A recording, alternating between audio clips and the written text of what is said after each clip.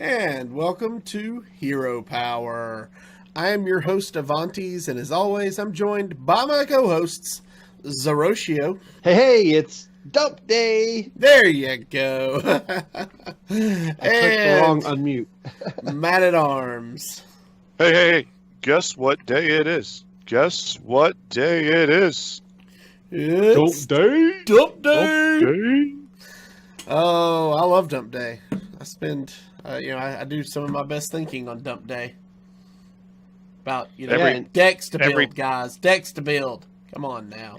And today was, I think, the biggest dump we've ever seen. It was quite a few we had cards. 54 cards. I don't think they've ever done that many cards on the final card reveal day. I think it's usually like 30-some. So there was only one class legendary that hadn't been revealed, but most of it was neutrals. And you kind of think, neutrals, most of those are just probably the bad ones. There were some really good neutrals in this set, and we're going to be talking a lot about those cards class by class this week. We'll get a couple classes done, time permitting. Yeah. But yeah, I'm excited to talk about the new cards released today. Yeah, I was actually shocked they actually got them out right at, literally all the cards are out right after this stream too, which actually made my day a lot easier. Mm-hmm. Mm-hmm. Yeah. So, all right. Well, we don't have any emails or iTunes reviews this week, so let's just jump right into the news. So, Zeroshio, why don't you take this first topic?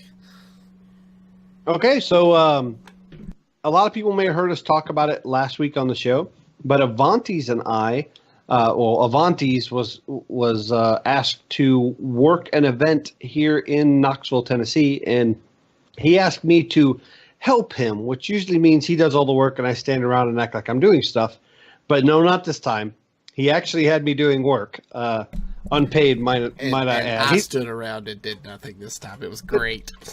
He didn't even stand around. He just sat around. Anyways, the event we worked was Volland, and it is the inaugural 2019 Volland event. They're already making plans for 2020. You had colleges from all over the Southeast region, especially in the SEC, attend this event for multiple esports. There was League of Legends, there was Overwatch, Smash, just to name a few, as well as Hearthstone. Now, we had a fairly small turnout, but we literally had about 48 hours notice that we were running the event.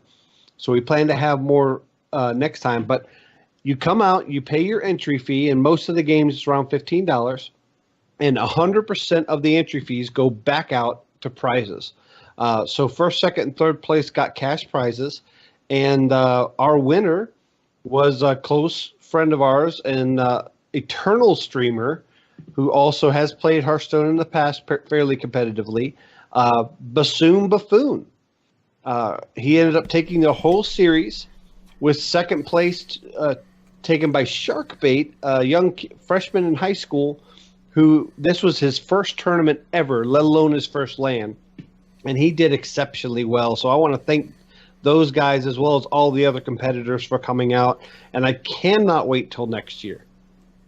Well, it was a lot of fun, and we're working on some other events with some other people that we can't mention anything specific right now, but hopefully if everything falls in line, we'll have another event going on this year. So we'll let you guys know if and when that happens, but it was a fun event. My big takeaway from this was there's a place in Division I college for esports. This event saw teams, not just in Hearthstone, but League of Legends, Rocket League, Overwatch. You had teams at this event from the University of Auburn, the University of Alabama, Mississippi State, Ole Miss, South Carolina. There was a team from Southern Georgia. You had Liberty University from Virginia. There were people from all over the East Coast and the Southeast. Some teams, Mississippi State took a charter bus with all their teams and all their gear and traveled 7.5 hours to compete in this event. So you can't tell me there is not a place in Division I college for esports. The and hunger is there. One of the notable things is, first off, there were I know there were representatives from at least 5 different states, and all of those representatives had college jerseys with the college logos and promoted the college very, very well. Every single one of those competitors were on their utmost behavior, were represented their college perfectly. And I hope that this becomes a norm in the Southeast. There are a lot of colleges like Arizona State and even Brown being the first Ivy League school to actually offer scholarships for esports. And so far, there is not a single Division I college that is offering scholarships for esports. And I hope that UT takes the notes that they got from this weekend and moves forward with that, because this is something that could definitely catch on like wildfire. And the next thing you know, all the other SEC teams are going to follow suit. So hopefully UT breaks some mold. We'll just have to find out. Until then, we're going to keep doing events like this and helping to promote esports in Tennessee.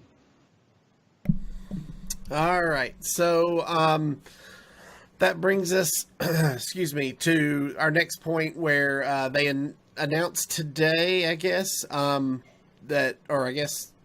sometime this week, everybody, as long as you log in, will be getting a copy of Archmage Vargoth when the patch drops. Now, if you're not familiar with Vargoth, he's a 4-mana, 2/6 neutral legendary. At the end of your turn, cast a spell you've cast this turn. Targets are chosen at random. Yeah, I'm excited for this. So just like they did with Mirren the Fox and Volcanosaur, you're going to get this card a few days early. Now, this is going to coincide with the patch that drops on the 5th, which is this Friday, which also is the start of all the pre-release parties. So they're doing the patch that's going to contain all the cards for the Rise of Shadows. You won't be able to add them to decks or anything or craft anything, but you'll be able to see the cards then. And along with that, you'll get this card, and you can put it in any of your existing decks. It will be playable. So if you're not going to a pre-release and you want to play with it on the ladder, go ahead. If you're going to a pre-release and you want to add it to your decks for the pre-release or play with it there, you can do that there too. Yep. Yeah, I love when they just do this stuff, and I think he's going to be a really interesting card when he gets dropped in the old meta. Yeah, sort of like Volcanosaur was. There were so many people playing with that card. Mm-hmm. So, all right. We also got the a drop from Hearthstone Esports yesterday announcing the groups for the Hearthstone Championship Tour World Championships, which are coming up later this month. And they shake out like this. Group A will be Bunny Hopper, Blood Trail, SN Jing, and Shao Ti. Group B will be Language Hacker, Killin' All Day, Muzzy, and I can never pronounce his name. LF Yuying? Yeah, Yuying. Yuying, okay. Then you've got Group C, which is going to be Hunter Ace, Ike, A83650, and Just Sayin'. And then you've got Group D, which is going to be Roger, Tyler, Bloody Face, and Viper. Now, I know a lot of people are saying Group C is the group of death, but I tell you what, I think either Group C or D is really tough. There's no easy group here at all. No. Quite honestly. Like, all 4 of these could actually be group of death. I think Bunny Hopper is probably your winner out of A. I really like Killing All Day or Muzzy out of B. C, it's probably Just Saying, and I want to say Hunter Race, maybe. And then, but I like A numbers is really, really good. And D, it's like I can't root against Bloody Face, but Tyler, Viper, and Roger are all really, really good. So after what you just said there, I mean, all these groups are strong. I think Group A is clearly, in my opinion, Bunny Hopper, and then a split between Blood Trail and Jing. I think Zhao Ti showed some weakness last time he competed, but Bunny Hopper definitely comes out of there. Group B, Language Hacker, Killing All Day, Muzzy, and Yu Ying. It's a coin flip to me. I'd like to see Language Hacker come out of there, but could be any of them. D is Roger, Tyler, Bloody Face, and Viper. Another solid group. I'm, of course, rooting for Bloody Face, but any of those guys, I'd be happy with any of them, minus Roger, but I have my opinions on that. But when we go back to C, one thing that stuck out to me, Matt at Arms, is you did not mention Ike. And Ike is not only an amazing competitor, he also has fought through so much adversity through his medical tribulations and all of his issues with his leg that you can never count him out. And he even went to Twitter and said that everybody's saying Group C is the group of death, but that's true for any group that I'm in. So he's basically saying, hey, the reason it's a group of death is because I'm here. Nobody wants to face me. Bring it. Yep. And so, I mean, I've never been a huge fan of Ike, but I've never seen him on the big stage. I've only known him from the community, and he is confident. And I always thought it was a negative confidence. But after seeing his bio, which Blizzard does great bios for the competitors at their lands, the reason he has such confidence is because of the amount of adversity he's had to go through his whole life. And if he's not confident, bad things can really happen to him. So he has to be confident in his everyday life. So Hearthstone's nothing, but confidence from him. And I love that about Ike. He's becoming one of my favorites. No offense to Language Hacker and Bloody Face, but I think Ike's going to come out of that group just blazing. So Avanti's Innkeeper story time. I first met Ike in September of 2017 when I went to Boston to do the HCT Summer event. And he had his brother there. His parents were watching at home. He has full family support for what he does. And it means so much to him that they're there to support him always. His brother brought him all the way up there brought him there to compete. I actually hung out with his brother quite a bit because his brother is a University of Florida alumni, and it just happened to be Tennessee-Florida football weekend. So his brother and I watched the football game between rounds of the tournament. But Ike is a great guy. He's fun to be around. He'll sit there and tell you stories and talk to you about Hearthstone or whatever, and he has great family support around him. So, he's not only a great competitor, but he's a great player. And as much as I like him, I kind of agree with Matt at Arms. I think Group C is Hunter Ace or Just Saiyans to lose. So. Yeah, and I agree with you. It is Hunter Ace and Just Saiyans to lose, and they're going to lose to Ike. I hope so. And he has some good shaman tools to play with now, that's for sure. Yeah. Well, the thing about Ike is he loves aggressive tendencies, and I think it will be tough for him against Hunter Ace, but I think he can beat Just Saiyan with his style. But Ike's playstyle is a playstyle Just Saiyan has found. The few weaknesses Just Saiyan has, it is something that Just Saiyan has shown weakness in. And we have a new meta coming, so who knows what the decks are going to be like. Hallelujah. All right. So today we actually got to see the final reveal stream, as we were talking about earlier, it being dump day. And what did we get out of this live stream besides the final dump? Well, we got that it looks like it's going to be a whole lot of fun, and Kibler was fantastic on stream. It was a good balance, but he cut up enough to make it fun. So before we go into that, I want to note that in our show notes, we put in, we're going to talk final reveal stream 4-3, which is today. And the sub note under that was Kibler was great.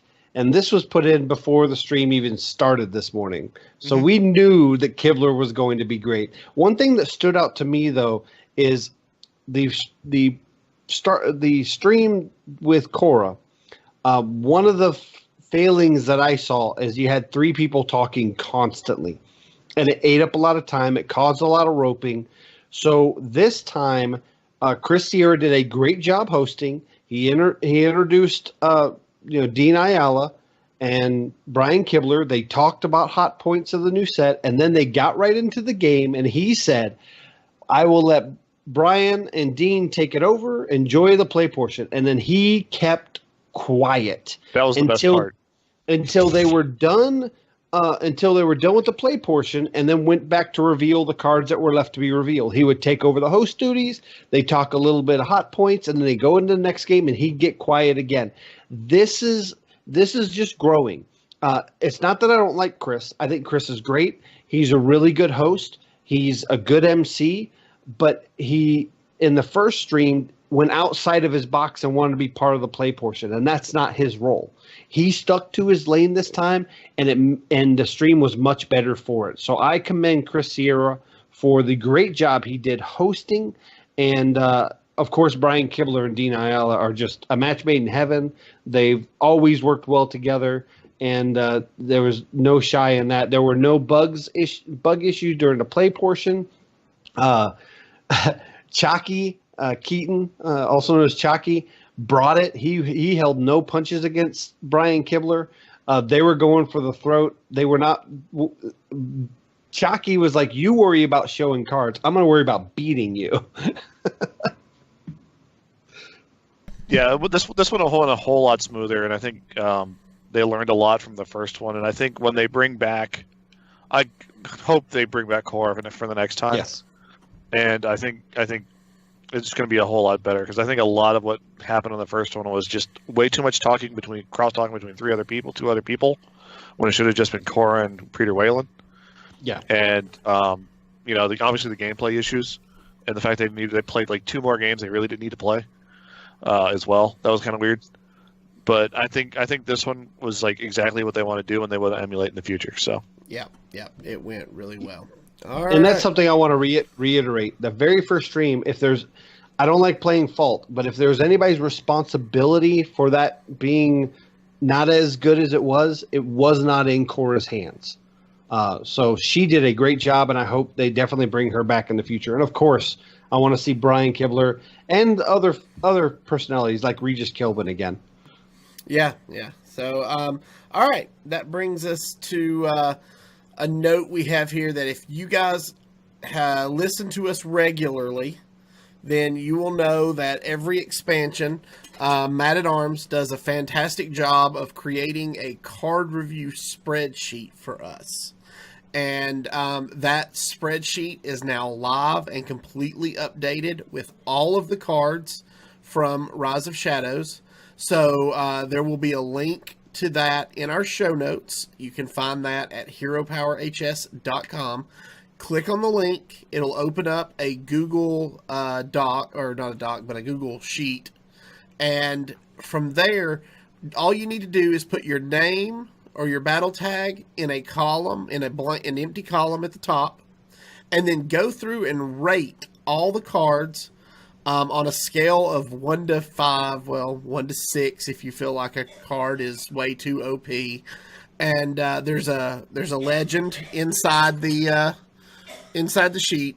Fill that out and give the cards a rating. We would love to know what you think about the cards and how you feel about whether they're underwhelming, overwhelming, whatever. And we love to go back and look at that 2 or 3 months after the set has released and see where we were. Were we right on with a card? Were we way off on a card like Zeroshio usually is? But, hey, whatever,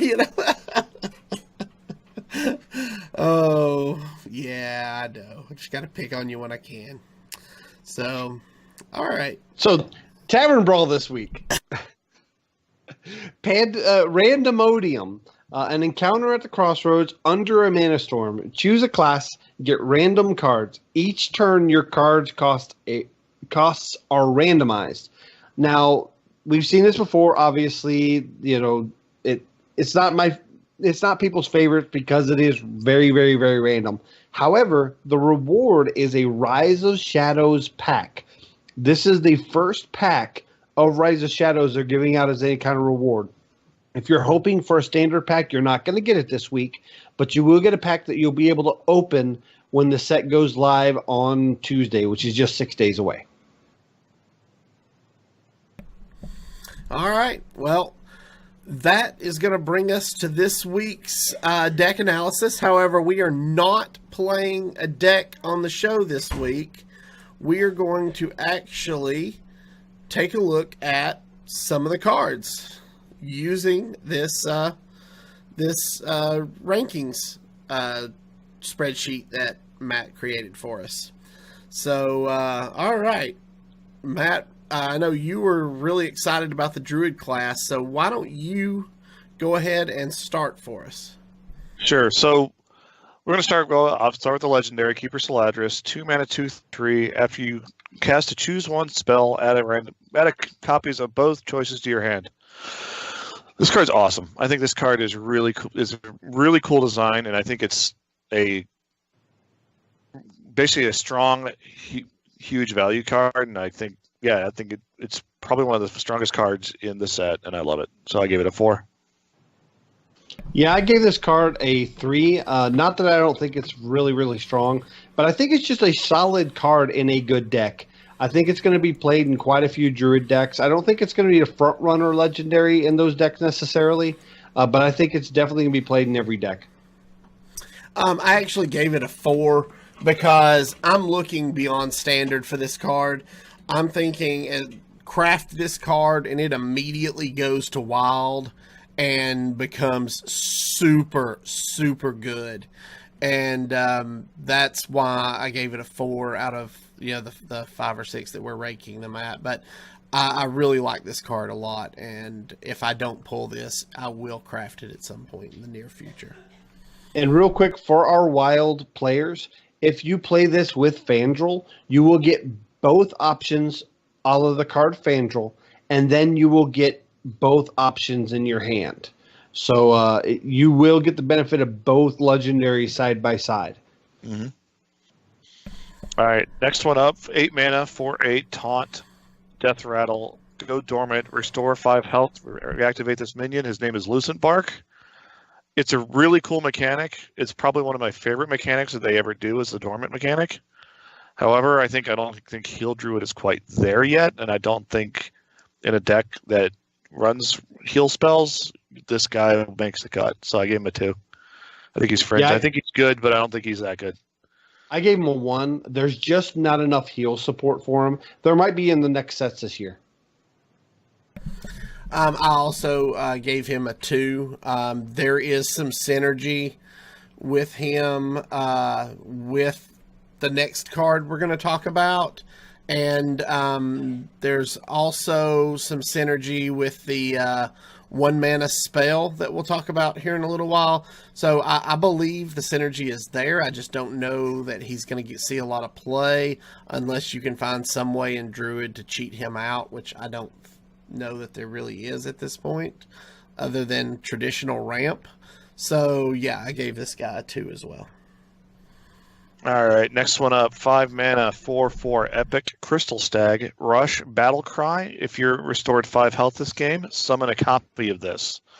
I gave it a 3. I think this card is really strong. I think the support card that you would run with this is the 1 mana spell that comes with this expansion as well. And restoring 5 health is pretty easy. Is honestly not too difficult. And I think if you can tutor this guy with the spell that gives your beast +4 health as well, you have 2 5 mana 4/8s rushing, and that is super strong. I gave it a 3. Yeah, I gave this a 2.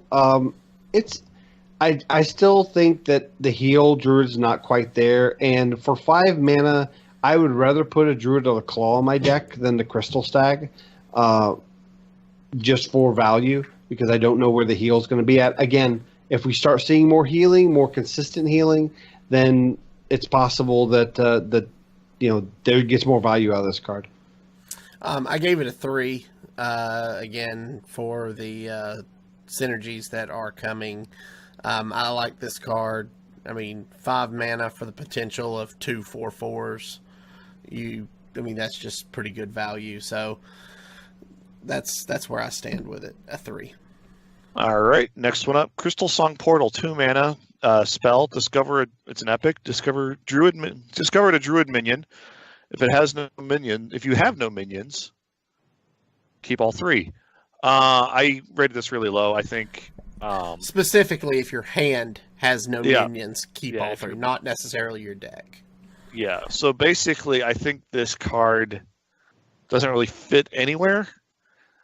Maybe in a token druid, it's a great top deck if you are completely top decking, but I'm not sure you'd be winning at that point. And I think 3 random minions won't help you there. So I think this card's pretty weak. I gave it a 3 because token druid historically has really, basically, if you burn your entire hand out and you haven't killed your opponent, there wasn't enough draw to support a continuation of that damage. And this is the card they've needed for Token Druid to get back into relevance. And there's a few other tools that may allow that as well. With a lot of the spells that Druid have, I think Token Druid's going to come back, and this card's going to be a solid card in it. Mm-hmm. Mark down this day and time as I agree with Zeroshio. I give this a 3 as well, because I do feel like, it doesn't matter the meta going back all the way to the beta.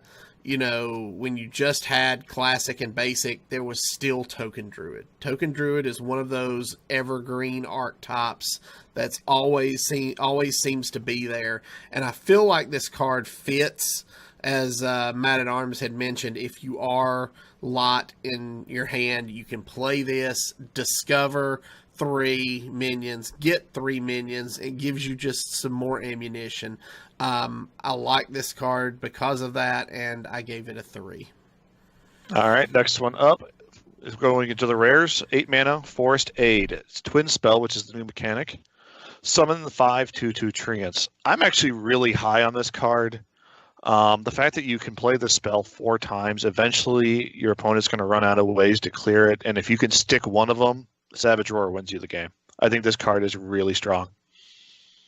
Yeah, I think this card in a solid mid-range deck is good, but I rated it a 1 because the Token Druid that's going to be coming out is going to do what that mid-range Druid wants to do, but better. So I don't think it's necessarily a bad card. I just don't think the deck that it's in will be as good as other Druid decks. I view this as fringe at best. I gave it a 2 because I just feel like the 8 mana is going to be too late for token. And like Zeroshio mentioned, when you get around to it in the mid game, it's probably 5/2/2s in the mid game are easily destroyed by multiple things. So I feel like this will be fringe at best. So I gave it a 2.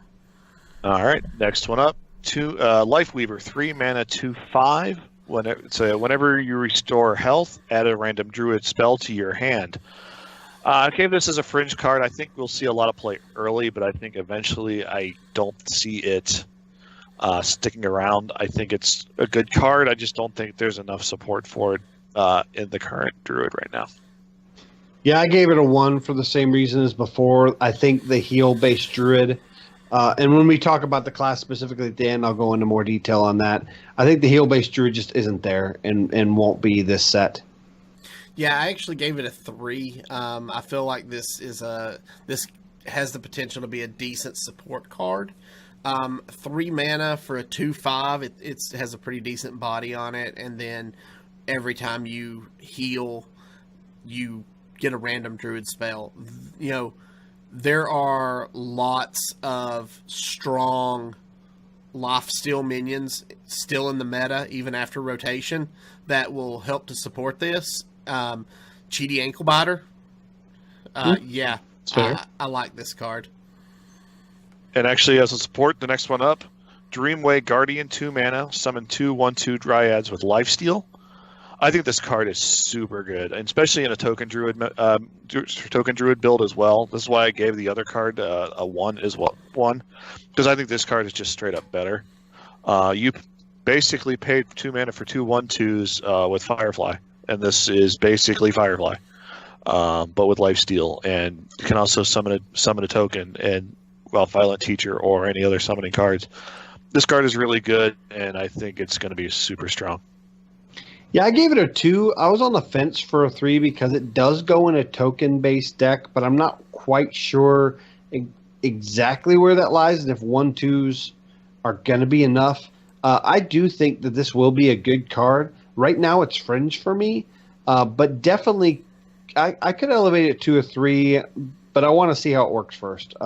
It's like a 2.5. But I rated it 2. Well, I gave it a 3 because I do feel like it will synergize well with something like Life Weaver, the one we just talked about.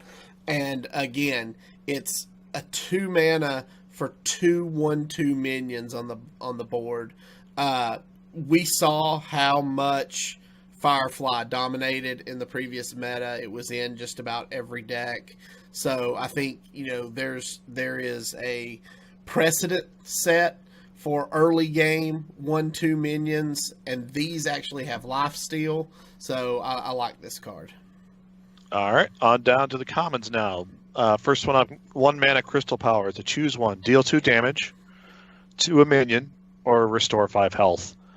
This card is flexible as all get out. You could use it to proc your rushers. You can use it to just early game to knock out something else on the board. It's a really strong card. It's very versatile. I gave it a 4. I love this card a lot. Just not even a heal druid archetype, just as in druid in general, it's really good. Yeah, I gave it a 3 because it's going to be a solid card in just about every druid deck that's going to be out next set, whether it be a mid-range, a heal, a token. I really can see this kind of be in every deck. And it's a solid 3. I don't think it's going to dominate a spot in a deck, but it's definitely going to be a great support card.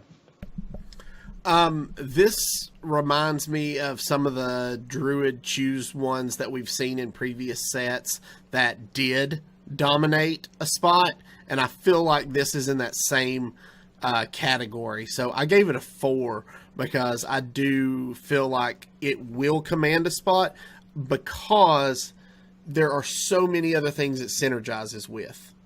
So I like this card, and I gave it a 4. All right, next one up. Blessing of the Ancients, 3 mana, twin spell. Give your minions +1/+1.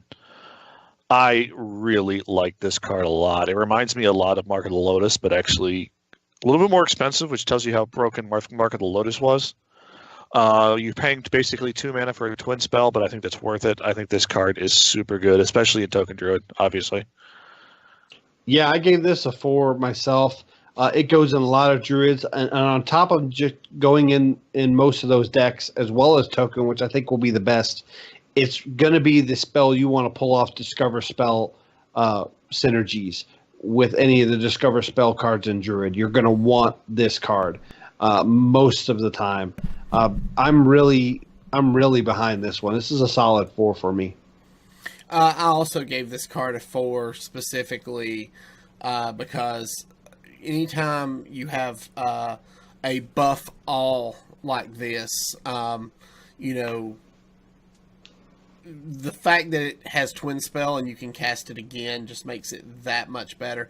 I would probably still rate this a 4 if it was a 2 mana, give everything +1/+1. But the fact that you can cast it a second time just kind of puts it over the top. And so yeah, I gave it a 4. All right, last one for Druid, Acorn Bearer, 1 mana, 2/1 minion, Death Rattle. Add 2/1/1 squirrels to your hand. The squirrel token art is really cute. I gave this one a 3. I think it's really solid. It's a solid 1-drop. It's a good 1-drop for Druid. I think it's, it contests the early board. It can spit out tokens that you can buff later with Blessing of the Ancients. It's an all-around good card. Yeah, I gave it a 3 too. I like that it puts the tokens into your hand and not just on the board, because while it does make you spend mana on them, it allows you to stagger your threats over multiple turns instead of them obviously being able to deal with them back to back. Obviously, Defile is going to be out of standard rotation, but they could follow a small board wipe with another board wipe and deal with your board. In this case, you'll have those squirrels to stagger with. I like it as a solid 3. Yeah, that was exactly the reason I didn't give it a 3. I actually gave it a 2. Felt like if it had been Death Rattle Summon 2/1/1 squirrels, maybe. But the fact that they do go into your hand, and that is going to basically, if you play this on turn 1, then they kill it, your turn 2 is going to be all spent playing squirrels. And, I feel like there's probably some better options to be doing on turn 2. So, I just felt like this wasn't as good as maybe it could have been, so I gave it a 2. Yeah, and the reason I liked it in your hand is because you could play those squirrels over the next 2 turns. You don't have to play them all in one turn. And again, it's just difference in play style, I guess. And then it'd be more broken than Haunted Creeper was. True. That's true. True. All right. So after we're done, now that we're done with these Druid, just a real quick, what's your synopsis on Druid as a whole this set? Go Man-at-Arms. I think it's really interesting because they're still recovering from the nerfs of Nourish and Wild Growth, and I think they're going to be in a strange spot. And I think Token Druid's going to be there, but I'm not sure where it's going to land. I know I love Token Druid, and I think I will be definitely playing it as soon as I can. I actually feel like they're going to be in a better place than they have been in the previous meta. Druid took a big hit after their dominance in the taunt meta from 2017, and 2018 was kind of just especially mid to late 2018 was just kind of meh for Druid. So I think this is going to kind of bring them back to a good spot, and you're going to probably see more Druid on the ladder than you did or than you have recently. My biggest concern, I think they have a lot of good tools for Token. My biggest concern is they've gotten a lot of the removal removed, especially with Naturalize being sent to Hall of Fame at rotation. Right. They're going to rely a lot on sustainability as using some of the cards from last year that got them armor. And because they're going to use armor as a way to get to that mid to late game with the tokens, there won't be enough room. They won't be taking damage to heal. So until those armor cards start completely rotating out or just not being good enough to use, I don't think the heal Druid will be in the place they want it to be. I hope that with this set and some of the Rastakhan tools, the next set and possibly the third set this year will take some of those armor cards out, and it will be replaced with healing, and then your heal Druid will come to fruition. I think I give Druid overall, it's an average. I think it'll be a good solid tier 2 class. Okay, let's move on to Hunter.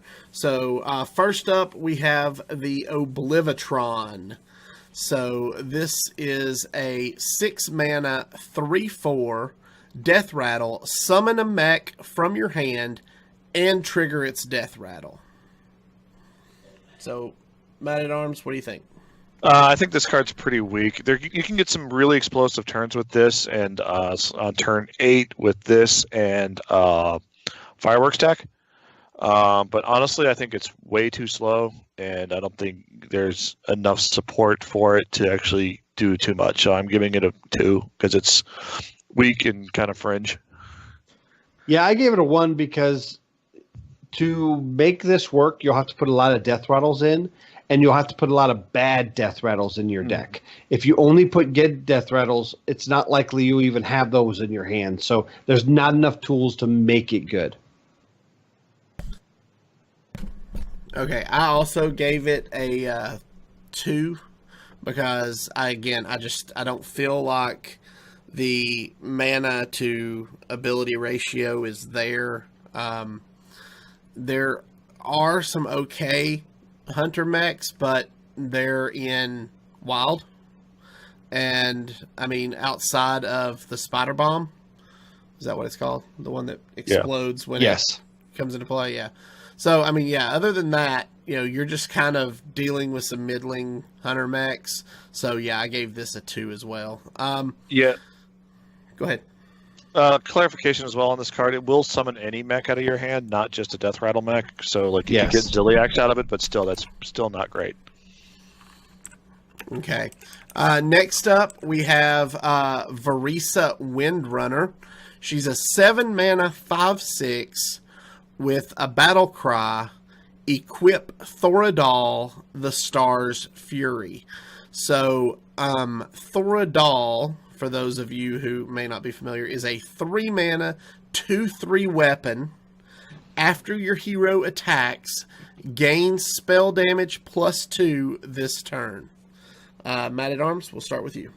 The deck that this wants to be in doesn't exist yet. It's slow, it's bad, but it's cool.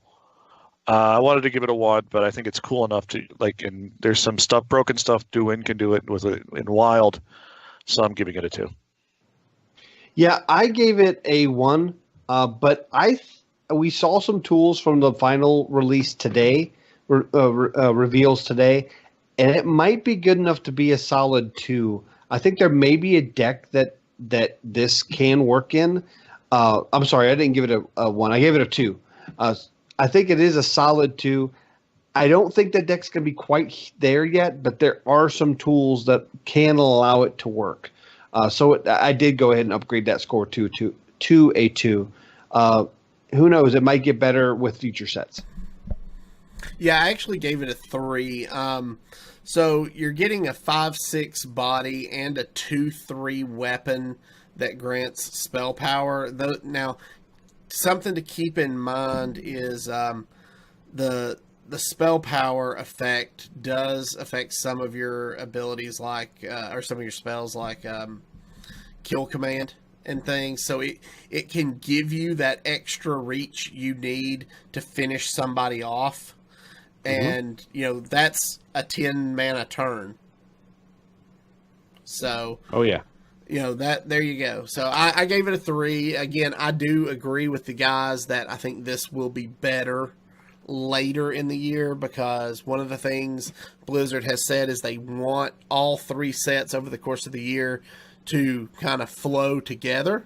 And so I think they're going to build on some of the cards we see now. So, all right, next up we have 9 Lives. It is a 3-mana epic hunter spell that says discover a friendly death rattle minion that died this game. Also, trigger its death rattle. Matt at Arms, go ahead. This card is super cool. I like this a lot. In getting, just getting, scavenge, or getting a death rattle off of the what's the 6-mana 5-mana or 6-mana 6/5 one. The 7. I lost my. High main. That's it. Getting the high main death rattle is fine for 3 mana. That's great, and the fact you draw a high main as well is super good. I like this card a lot, and I think it's going to see some fit in that death in some sort of form of death rattle hunter post rotation. We'll just see how hunter is at all post rotation. Yeah, I give this a 4, actually. I really like this card. The fact that you can build your deck the way you want it and have specific death rattle minions in it, and then once they die, you have this as a tool. I think it's absolutely awesome. There may be a way to possibly have like a Mechathune hunter. I'm in the works of trying to figure that out. Obviously, the triggering of death rattle will work because Mechathune will be in your hand, but it'll allow you to get the Mechathune back. But not just that. There's lots of other death rattles that are going to be awesome with this that would be good to trigger. We'll see those in a lot of the neutral cards that were revealed today. Yeah, I also gave this card a 4. I just feel like Death Rattle Hunter is in a pretty decent place and will be post-rotation. I don't think it's going to go away. We'll still see some Death Rattle Hunter there, and I think this card will fit right into that and see play probably almost immediately. So, all right, that brings us to Arcane Fletcher. It's a 4-mana 3/3 minion. It says, whenever you play a 1-cost minion, draw a spell from your deck. So we are seeing the quests rotate out, which is where you saw a lot of the 1-mana minions played. I don't know personally that this is going to have a home right away, but I like that you can churn out minions and fill your hand with spells. So I actually gave this a 3. Yeah, I gave this a 2. I think it's pretty weak. And the deck I was just thinking of that it would work in would be a Master's Call Hunter, but I realized this guy would screw up your Master's Call because he's not a beast. But basically with the 1/1 tokens with the rush that you got the last expansion, I think this guy's really good. But I think he's fringe, and I don't think he's going to see any major play. Yeah, I gave it a 1. The deck this belongs in is not going to exist. Okay. Next up, we have Unleash the Beast. It is a 6-mana rare spell. It is a twin spell. Summon a 5/5 wyvern with rush. So I actually gave this a 3 because it's a 6-mana 5/5 rush minion basically, and you can do it again next turn if you need to. So it gives you some versatility to kill blockers or things like that. Man at Arms? I love this card a lot. I think this card is really strong. The guy that loves this card a lot more is Zul'jin. The fact that like you play this twice and you drop Zul'jin later in the game and you'll draw a non-twin spell version of this card as well, and also have 2 5/5s on the board that rush at 10 mana. I think that's really cool. I think it's good enough to see. I think it's good enough for what the meta might be shaping up to be actually worthwhile. So I gave this card a 4. Yeah, I gave it a 3. It's definitely a solid card. I mean, if it was a 6-mana minion that summoned a 5/5 beast with rush and gave you 2 of them for 1 deck slot, that'd be good too. So that's definitely, yeah, it's a solid inclusion in most hunter decks. Yeah, as long as Vol'jin's a thing. All right, next up we have Shimmerfly. If I can get it pulled up here. There we go. It is a 1-mana, 1/1 death rattle. Add a random hunter spell to your hand. I actually gave this a 3. I like this card. It's a decent turn 1 drop if you get it, because then, you know, as soon as they kill it, you get to add another card to your hand, and I like 1-for-1 cards.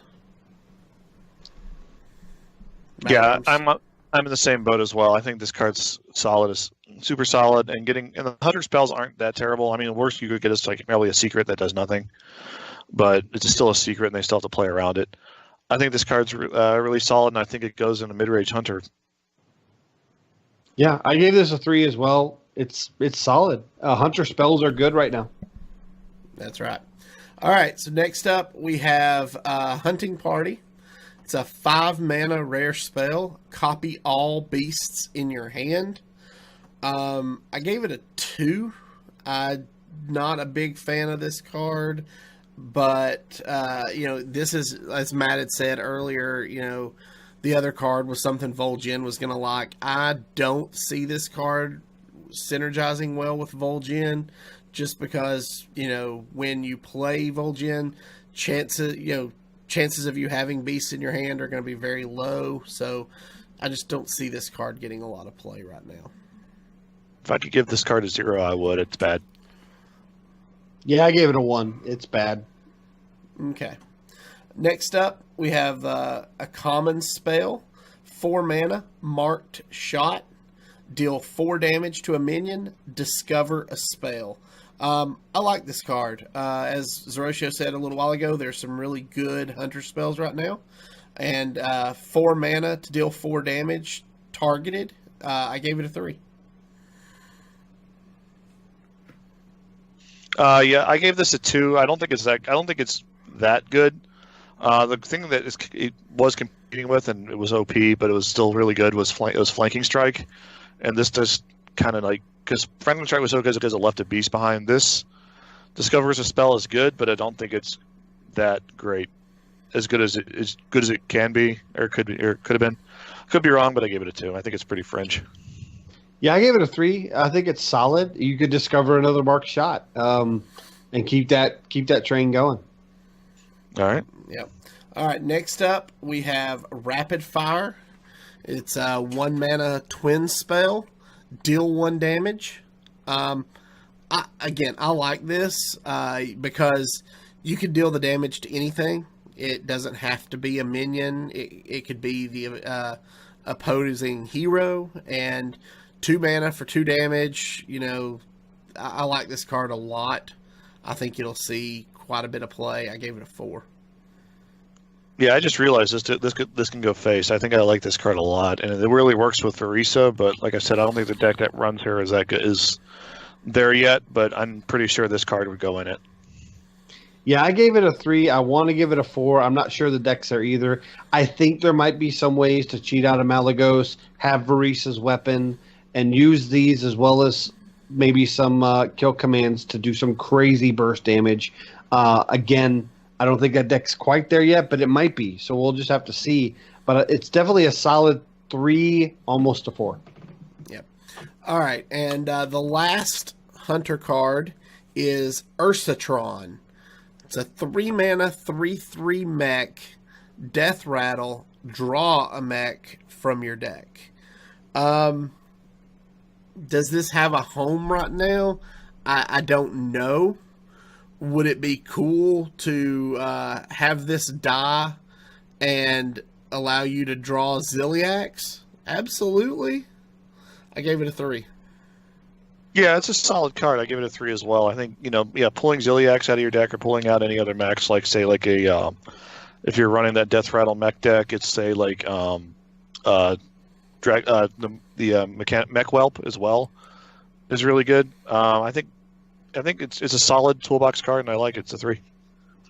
Yeah, I gave it a 2 because I wasn't sure of a home on it. I'm starting to think of ideas, and my brain's starting to churn. It may be better than I'm giving it credit for right now, but I can't. I'll have to sit and get in the toolbox and figure out. I keep going back to there's enough tools for a Mechathune Hunter, and this might be part of it. Yeah, we just have to figure that out.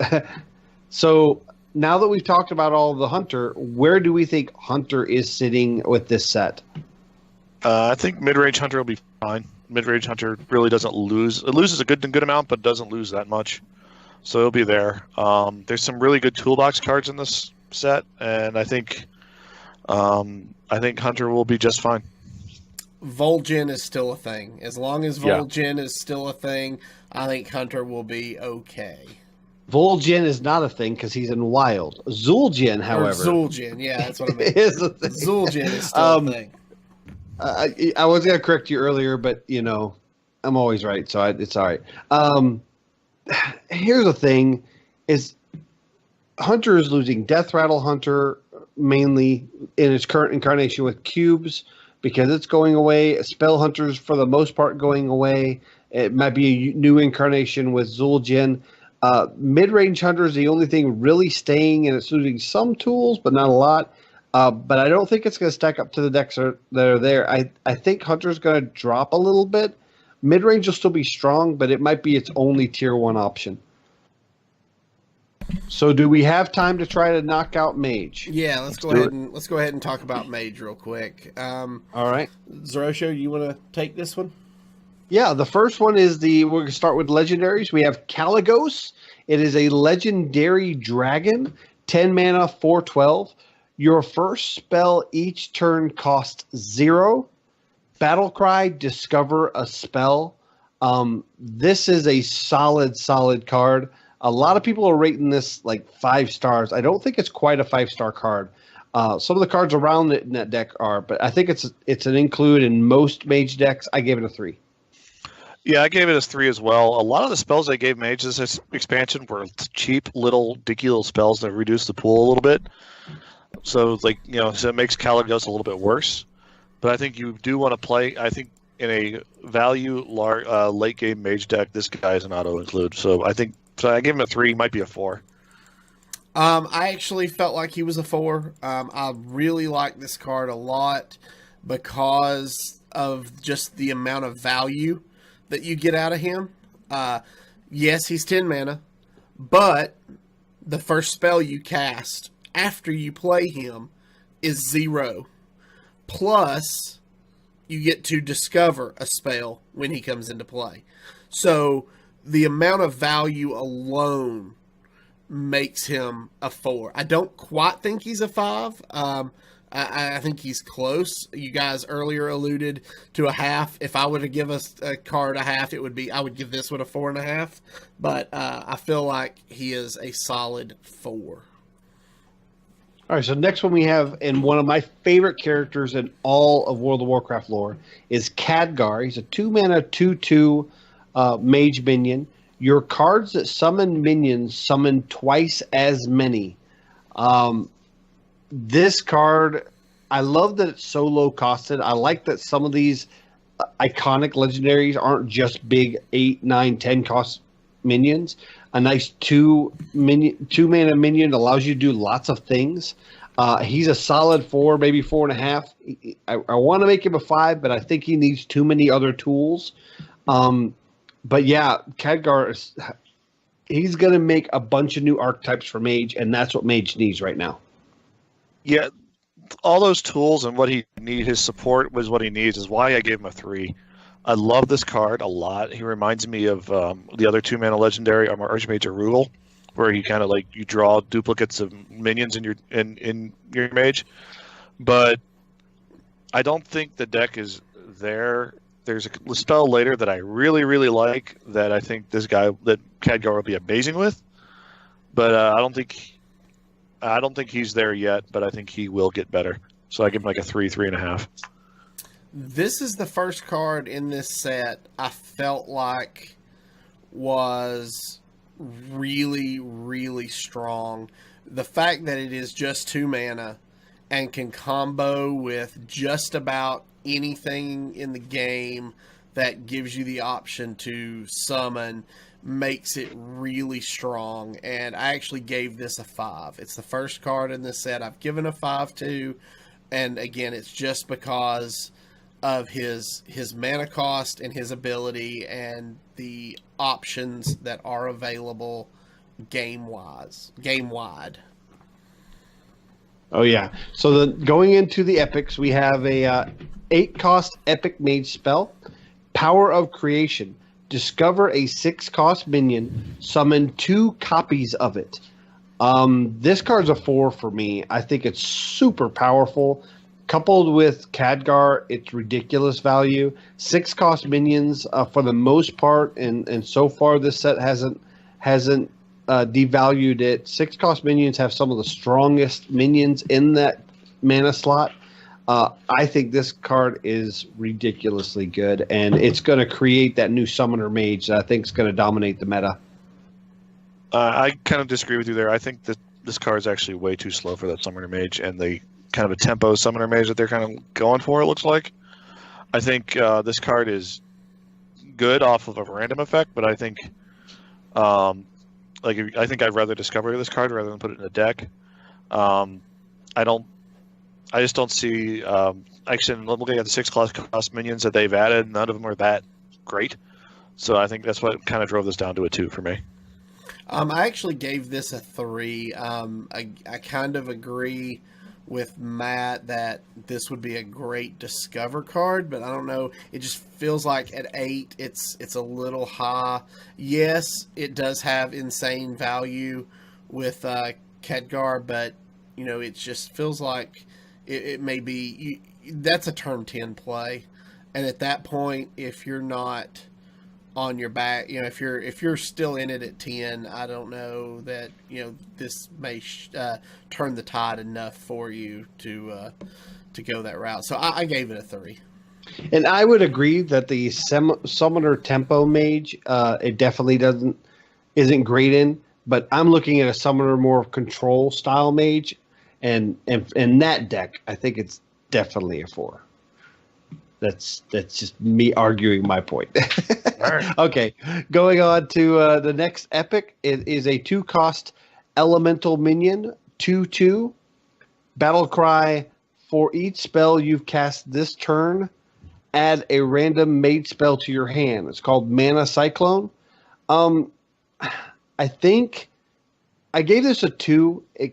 Seeing some of the new spells that they released recently, there are a lot of low cost spells, and I think that might raise the value slightly, but I really don't think the elemental mage is going to be where it used to be with Jaina gone and some of the elemental synergies gone. So I don't think it's quite an auto include in most decks. So it's a solid fringe card for me. Yeah, I like this card a lot. I think it's with some of the really cheap spells and some like with especially with Sorcerer's Apprentice still in the game as well. This card can actually generate a ton of value. Just some cheap garbage spells that you spit out, especially with some of the support. We'll see for that later. And then refilling that in the same turn is super good. So I'm a big fan of this card. I also gave this card a 3. I do like it. Their Mage has a lot of low cost spells. You think Frostbolt, you think your secrets, arcane missiles. So there's a lot of opportunity for reload value in this card, and I gave it a 3 for that. Okay, so the next we're going into the rares. We have a 1-mana mage spell magic trick. Discover a spell that costs 3 or less. I give this a 2. I think if there's a spell you want, you're going to include it in your deck. I think if this had the twin spell mechanic, it would be a much better card. I almost gave this a 1, but I think it does go in more decks than a 1 value card would go in. So that's for my evaluation. I like this card a lot. I think this kind of fills the need where it's like, yeah, I really want to put Frostbolt in my deck, but I also really kind of want to put Arcane Explosion or something like that in my deck as well, depending on the meta. And putting that 3 across restriction on the card actually makes it really versatile. Plus with Mana Cyclone, plus with a few other cards that we're going to see later, I think this card fits right in, and I think it's really a really solid card. Yeah, I agree. At 1 mana, if this was put a random mage spell in your hand that costs 3 or less, I could see giving, meeting Zeroshio and giving it a 2, but it's not. It's discover a spell. So you get to choose one of 3 options. I feel like that infinitely increases the value of this card, and because it could give you a secret that you may not be running that you need. It could give you direct damage that you need. I like this card a lot, and I gave it a 4. I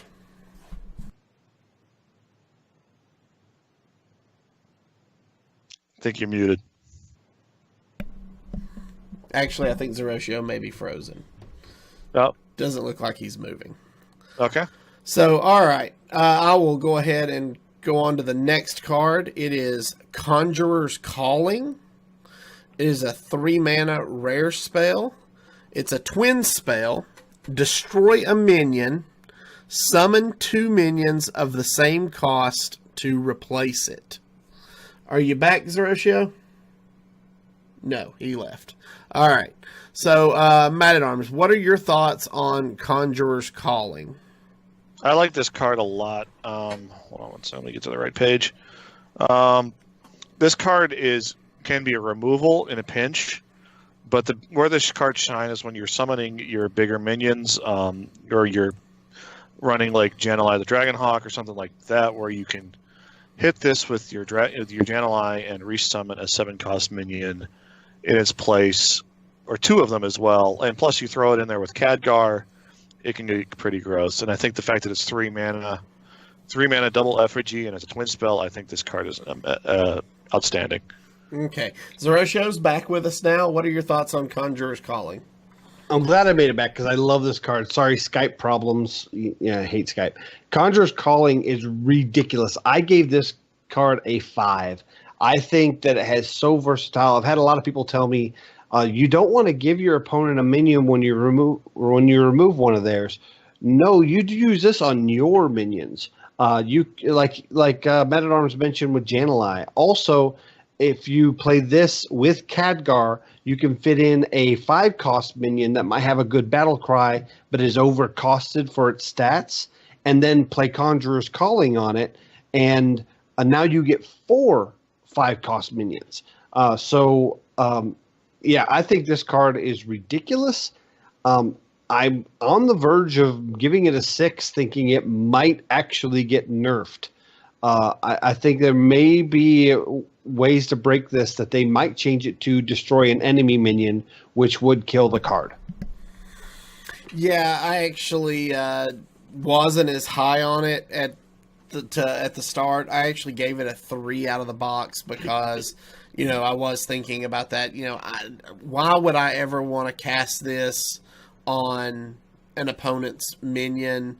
But, the fact that it does say destroy a minion, not destroy an enemy minion, that makes it a little bit better. I think I'm going to stick with my 3 for now until I see how it plays out, and then I might revise my score at a later date. There is one other place the value of this raises even more, and that's in Wild. Because when you have Carnivorous Cube and you can cube something in Mage, a lot of times you didn't have a way to activate your cubes in Mage without just killing it with damage, throw a fireball at it or something. That's kind of wasteful. But if you can cube something and then Conjurer's Calling the cube, which pops it and gives you two what are cubes? 5 cost or 6? Yeah, they're 5. 2 5-cost minions on top of what pops out of the cube. Wild's gonna hate this card.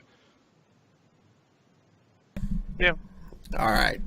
You want to handle the next one, Zerosho, now that you're back? The last rare we have is a 4-mana 3/3 minion, Kirin Tor Tricaster. A spell damage +3. Your spells cost 1 mana more. Cosmic Anomaly is in standard still, and it gives you +2 for 4 costs with no caveat. The extra +1 spell damage is not worth the extra mana. It just doesn't balance out. You're not going to get as much as playing with Cosmic Anomaly. So until Cosmic Anomaly rotates out of standard, and this is your only option, this card's not being played. I give it a 1. Yeah, I agree on this exact same points. There's like the +1 spell. I like that they push the spell damage up to 3, but the cost is a little too high. I gave it a 2. I don't think it will be see a whole lot of play. I do like the +3 spell damage, but the trade-off is rough unless you're just casting, a handful of arcane missiles or something. So, yeah, I gave this a 2.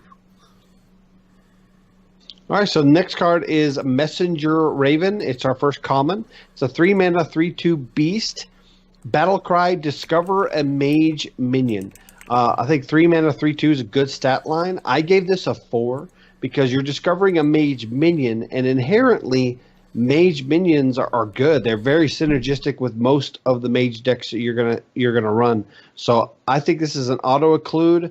Most of the time when you discover, it's from the class and neutral, but this specifically says mage, so you'll only get mage options.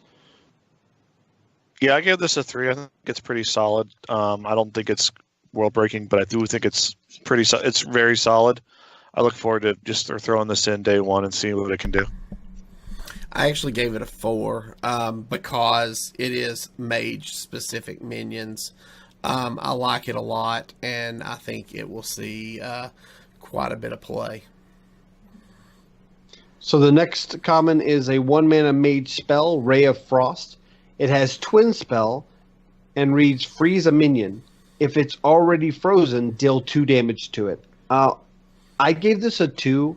I think it might go in some decks, maybe something with Antonidas, but ultimately I think it's too weak. I know it has Twin Spell. I would like the damage to be higher than 2 if it was frozen. I think that might, if it was 3 damage if it's frozen, I might actually value this more. But right now, I think it's a French card and sits at a 2. Yeah, I agree on the same points, and I think the only deck this really goes into is one that runs Antonitis, just in case you never actually get a chance to play it. I think it's very fringe, and I don't think you would actually want to put this in a deck after. I really want to like this card more, but I can't. Yeah, I also gave this a 2. Again, I just don't know that the support for this card is there at this time. You know, are we going to see a resurgence of a freeze mage in Standard in the future? Possibly. And at that point, this may become an auto include.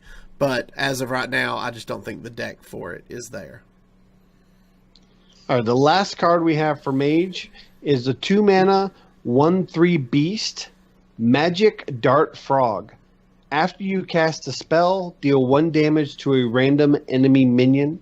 I give this a 2. A lot of people are comparing this to Flamewaker, but Flamewaker's mana stat balance is much higher. It does 2 damage per spell, and it can go to face. This cannot. I think because we have so much low-costed, board-centric clear, that I don't think that Magic Dart Frog is really needed in any decks right now. It may be in the future, and I think the body count of a lot of your board minions are going to be a lot higher. You're not going to be dealing with lots of just 1 health minions on the board, so I can't rate it more than a 2 because of that reason. I like this card a lot. It reminds me a lot of Flamewaker, but a lot more fair, which is not as good, makes it not as good. But it's still pretty solid. I think in a board-based meta, I think this will be pretty strong, especially with a bunch of cheap spells. And you know, it's a cool little froggy dude, and I like him. I agree. I think this card's going to be really strong. We are in a minion-based meta. You know, yes, it can't go face, but it is not ever going to lack for targets. Ever. We are in a minion-based meta, and this thing is a machine gun. Ray of Frost is 1 mana. Magic Trick is 1 mana. Conjurer's Calling is 3 mana. There are so many low-cost mage spells in the meta right now that this thing, when it hits the board and sticks, is just going to machine gun down everything on the other side of the board. I like this card a lot. I gave it a 4. But wouldn't you just rather have Arcane Missiles?